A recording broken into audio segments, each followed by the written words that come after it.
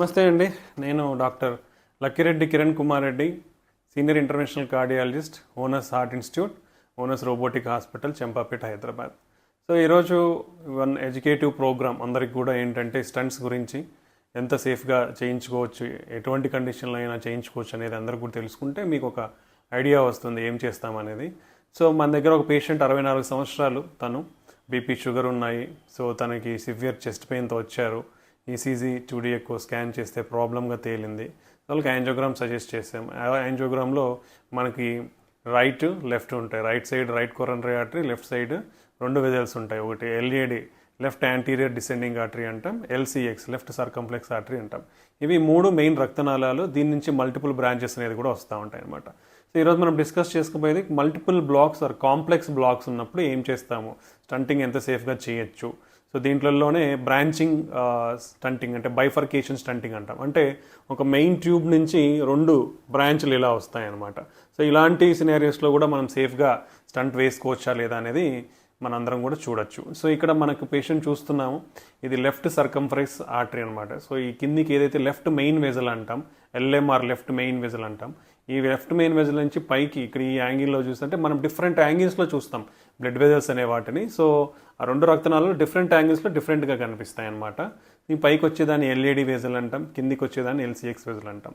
So ఇక్కడ మీరు క్లియర్గా చూడొచ్చు, ఎల్సిఎక్స్ వెజల్లో సిగ్నిఫికెంట్ ఆల్మోస్ట్ 99% బ్లాక్ ఉంది ఈ వ్యూలో. సో దీన్ని కంపల్సరీగా ఓపెన్ చేయాలి. అంటే మోర్ దాన్ 80% ఉంటే కంపల్సరీ బ్లాక్ వేయాల్సిందే, అదే అనమాట.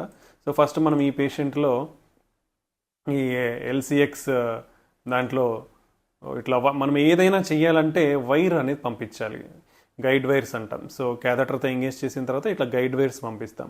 సో ఇలా బైఫర్కేషన్ యాంగిల్ ఏదైతే చేస్తున్నామో అది చేసేటప్పుడు దాని పక్కన ఉండే బ్రాంచ్ కూడా మూసుకుపోయే అవకాశం ఉంటుంది. కాబట్టి దాన్ని కూడా మనము సపరేట్గా ఇంకో వైర్ వేసుకుంటాము అనమాట. అంటే అది పొరపాటున మనం స్టంట్ వేసేటప్పుడు మూసుకుపోయే ఛాన్స్ ఉండొచ్చు. కాబట్టి దానికి వైర్ వేసుకుంటే మనకు సేఫ్ గార్డ్గా ఏ ప్లేస్లో ఉందనేది తెలుస్తుంది. దాన్ని బట్టి జాగ్రత్తలు తీసుకోవచ్చు.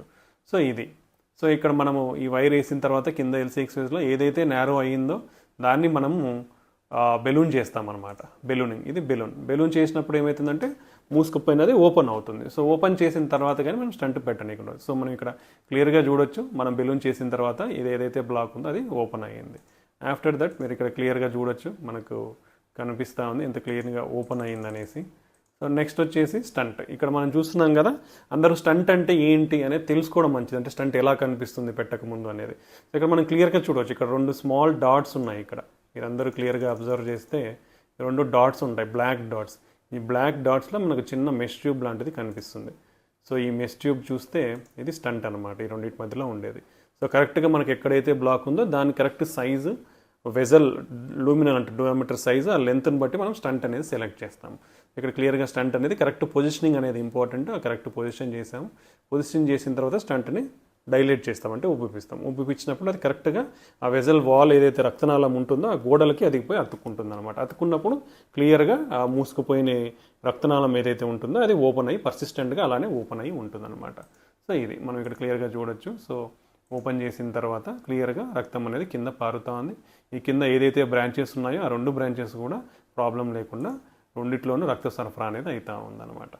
సో ఇది లెఫ్ట్ సైడ్. సో ఇది ఆల్రెడీ మనం ఒక స్టంట్ వేసాము ఇక్కడ.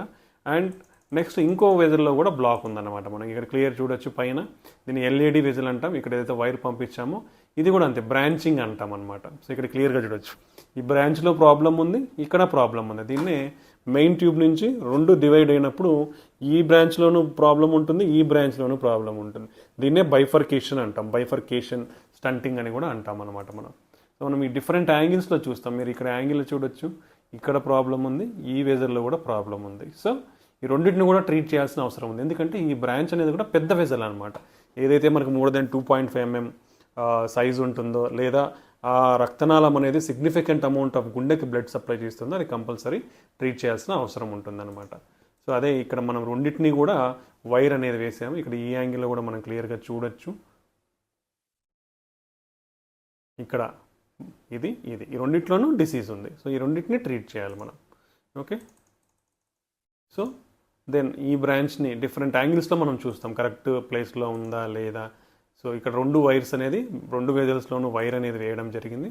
వైర్ చేసిన తర్వాత మనం ఆ రెండింటిని స్టంట్ పెట్టాలంటే ఫస్ట్ డైలేట్ చేయాలి, ఉబ్బిపించాలి, మూసుకుపోయిందని తెరవాలి. తెరుచుకున్న తర్వాతనే మనం ఏదైనా చేసేది ఉంటుంది. ఈ నారో అనేది కూడా మనం ఓపెన్ చేసిన తర్వాతనే దాంట్లో పోయి స్టంట్ పెట్టగలం అనమాట. సో ఇక్కడ బ్రాంచెస్ ఏదైతే మూసుకుపోయిందో దాన్ని బెలూన్తో డైలేట్ చేసాము. డైలేట్ చేసిన తర్వాత మీరు చూడొచ్చు ఇది ఓపెన్ అయింది. సో ఓపెన్ అయిన తర్వాత క్లియర్గా డిఫరెంట్ ప్రతిదీ కూడా మనం ఒకే యాంగిల్లో కాదు మల్టిపుల్ యాంగిల్స్లో చూసి డెసిషన్ తీసుకుంటాము. సో ఇక్కడ క్లియర్గా అనేది ఇప్పుడు మనం చూడొచ్చు ఇది స్టంట్. మనం స్టంట్ ఎగ్జాక్ట్ పొజిషన్ చేయాల్సిన అవసరం ఉంది, ఎందుకంటే వేసేటప్పుడు ఎక్కడ కూడా మిస్ అనేది కాకూడదు అనమాట. సో ఇది ఎగ్జాక్ట్ పొజిషన్లో మనం స్టంట్ పెట్టడం జరిగింది. పెట్టిన తర్వాత దాన్ని డైలేట్ చేసాం. డైలేట్ చేసినాక మీరు చూడొచ్చు ఆ వెజల్ సైజ్ అనేది కూడా పెరుగుతుంది అనమాట. సో ఇక్కడ క్లియర్గా మనకు కనిపిస్తుంది వెజల్ సైజ్ అనేది ఇంతకుముందు చాలా సన్నగా ఉంది, ఇది మళ్ళీ నార్మల్ సైజ్కి మనం స్టంట్ పెట్టిన తర్వాత నార్మల్ సైజ్కి వచ్చింది.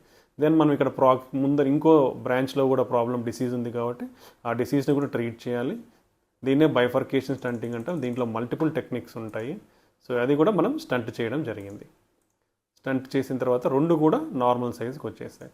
ఇవన్నీ కూడా మళ్ళీ ప్రాపర్ డైలటేషన్ చేయాలి, అంటే మళ్ళీ ఈ స్టంట్ ద్వారా లోపలికి వెళ్ళాలి, మళ్ళీ ఈ స్టంట్ ద్వారా లోపలికి వెళ్ళాలి. వైర్స్ అనేది మల్టిపుల్, అంటే ప్రొసీజర్ అనేది చాలా కాంప్లెక్స్ స్టెప్స్ ఉంటాయి. అవన్నీ కూడా కొంచెం అంటే అర్థం చేసుకోనికి చాలామందికి ఇబ్బంది ఉంటుంది కానీ జనరల్ పర్సన్స్కి.